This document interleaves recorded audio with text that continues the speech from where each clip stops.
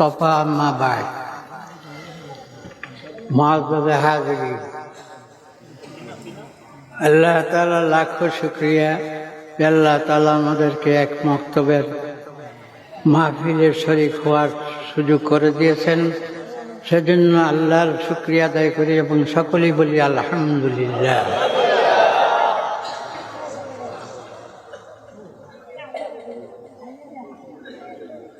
আমি একটা কথা জিজ্ঞাসা করি, উত্তর দেবেন।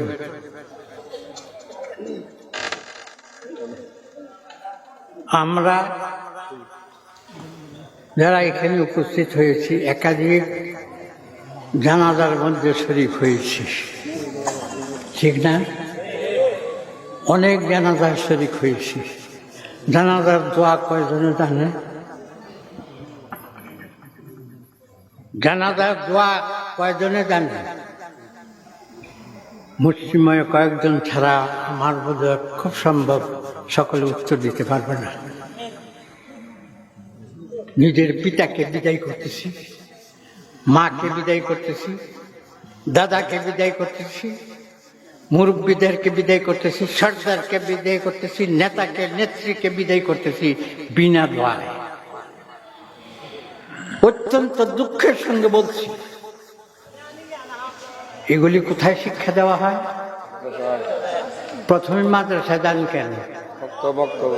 মক্তবের মধ্যে সর্বপ্রথম শিক্ষা দেওয়া হয়, জানাজার দোয়া শিক্ষা দেওয়া হয়, পিতামাতার জন্য কিভাবে দোয়া করবে সেই দোয়া শিক্ষা দেওয়া হয়। তো বর্তমান সরকার আমাদের দেশ থেকে মক্তবগুলিকে উচ্ছেদ করে দিয়েছে। ও আমার ভাইয়ের, আমাদের মূল যে শিক্ষা ছিল সেই শিক্ষা নেই। আমাদের অবস্থা কি? ওয়াজ শুনতেছি, আখিরাতের কথা শুনি, কিভাবে চলতে হবে তার শুনি, কিন্তু মক্তবের মধ্যে যা শিক্ষা দেওয়া হয় এই সকল কথা শুনি না। এটা কিসের সবাই? মক্তবের সভা না? যেখানের মধ্যে ছোট্ট ছোট্ট বাচ্চারা ঘুম থেকে উঠে কোরআন শরীফ বুকে নিয়ে চলে যেত মক্তবের মধ্যে, ওখানে শিখত পিতামাতার জন্য কিভাবে দোয়া করা হবে, মৃত্যুর পরে কি অবস্থা হবে, মৃত্যুর সময় কার শিয়রের পাশে বসে কি পড়তে হবে তা শিক্ষা দেওয়া হতো। আজকাল কি শিক্ষা দেওয়া হয়? প্রথমে তো গিয়ে সিলিউট দেয় পতাকারে, এরপরে সোনার বাংলা, আমি তোমায় ভালোবাসি। আসলে মুখে বলতেছি আমি তোমায় ভালোবাসি, আসলে শত্রুতা করি। বড় বড় নেতা নেত্রী যারা জেলখানায় কেন? জেলখানায় কেন? তারা যা আমাদের নেতা ছিল, আমাদের নেত্রী ছিল, তাদেরকে জিজ্ঞাসা করেন। মৃত্যুর সময় যার মৃত্যু হয় তার শিয়রের পাশে বসে কি পড়তে হবে? আমি নিজের চোখে দেখেছি উত্তর দিকে, গ্রামের নাম আমার মনে নাই, প্রাইমারি স্কুলের দরজার মধ্যে পড়ে আছে লাশ। জিজ্ঞাসা করলাম তার কি ওয়ারে চিন নাই? আছে, পিতা মাতা দাদা দাদি সবই আছে, তারা কোথায়? এই ব্যক্তির এই লাশকে কে কবর দেবে? কে কবরে নিয়ে যাবে? ও আমার ভাইয়েরা, মৃত্যুর পরে আমাদের অবস্থা কি হবে? দৌড়াইয়া যায় মাদ্রাসার মধ্যে, মক্তবের মধ্যে, কয়েকজন ছাত্র নিয়ে আসো কোরআন শরীফ পড়ার জন্য। তোমার ছেলে কোথায়? একটু চিন্তা করেন, আমার মৃত্যুর সময় আমার ছেলে আমার পাশে বসে হয়তো দুই তিনটা চিল্লানি দিতে পারবে, কিন্তু কি পড়লে আমার মৃত্যু আসানির সঙ্গে আমার জান কব্জা হবে সে কথা জানে না। অত্যন্ত দুঃখের সঙ্গে বলছি, আমাদের দেশ থেকে ছোট্ট ছোট্ট বাচ্চারা ঘুম থেকে উঠে যখন চলে যেত মক্তবের মধ্যে, এখন যায় কোথায়? কিন্ডারগার্টেনে যায়। আপনি যান সকালবেলা ঘুম থেকে উঠে যদি যান, পুলিশ সাহেবের বাসার পাশে একটা নার্সারি স্কুল আছে খ্রিস্টানদের, সেই খ্রিস্টানি মিশনারি স্কুলের মধ্যে ছেলেকে ঢুকাই দিতেছে পিতা, মেয়েকে ঢুকাই দিতেছে তার মা। কি শিক্ষার জন্য? কি শিখবে? অত্যন্ত দুঃখের সঙ্গে বলছি, আমাদের দেশ থেকে প্রাথমিক শিক্ষাকে উৎখাত করে দিয়েছে বর্তমান সরকার। সবের জন্য বাজেট হয়, আমরা কর দেই, খাজনা দেই, ট্যাক্স দেই, সরকার যা চায় তাই তো দিচ্ছি।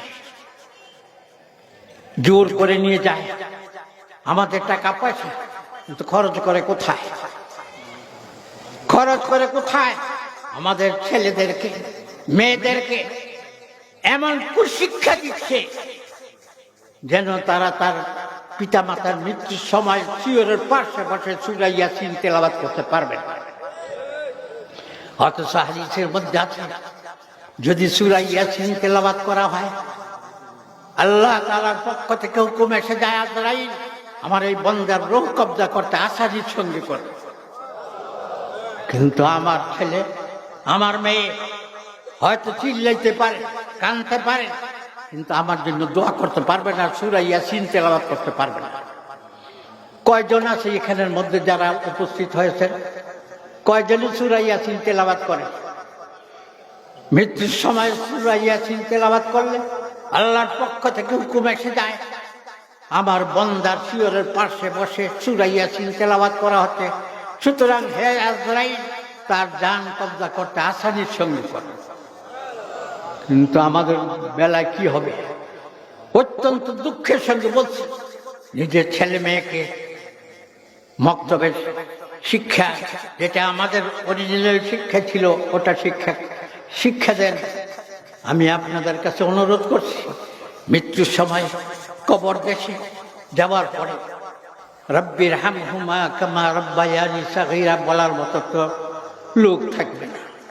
তখন আমি আফসোস করব, ও আমার ভাইয়েরা, আমাদের তো মরতে হবে, মৃত্যুর পরে কবরের মধ্যে সওয়াল জবাব হবে।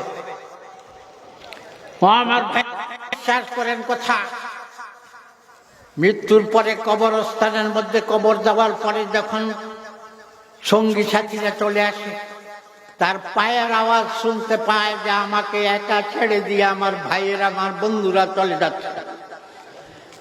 এমন হবে না প্রত্যেকের তো এমন দিন আসবে। সেই সময় কেউ তো সাহায্যকারী থাকবে না, একমাত্র সাহায্যকারী থাকবে যদি ছেলে আলেম হয়, ছেলে মুত্তাকি হয়, পরহেজগার হয়, খোদাভীরু হয়। ছেলে যদি মাদ্রাসায় পড়ে থাকে, তখন তো তার পিতার জন্য, তার ভাইয়ের জন্য দোয়া করবে, মার জন্য দোয়া করবে। আর যদি সেই রকমের না হয়, সে নিজেই দোয়া জানে না, কি দোয়া করবে। ও আমার ভাইয়েরা, আফসোসের কথা, জিজ্ঞাসা করবে, কানে আওয়াজ শুনবে যে আমার বন্ধু বান্ধবেরা আমাকে মাটি চাপা দিয়ে চলে যাচ্ছে।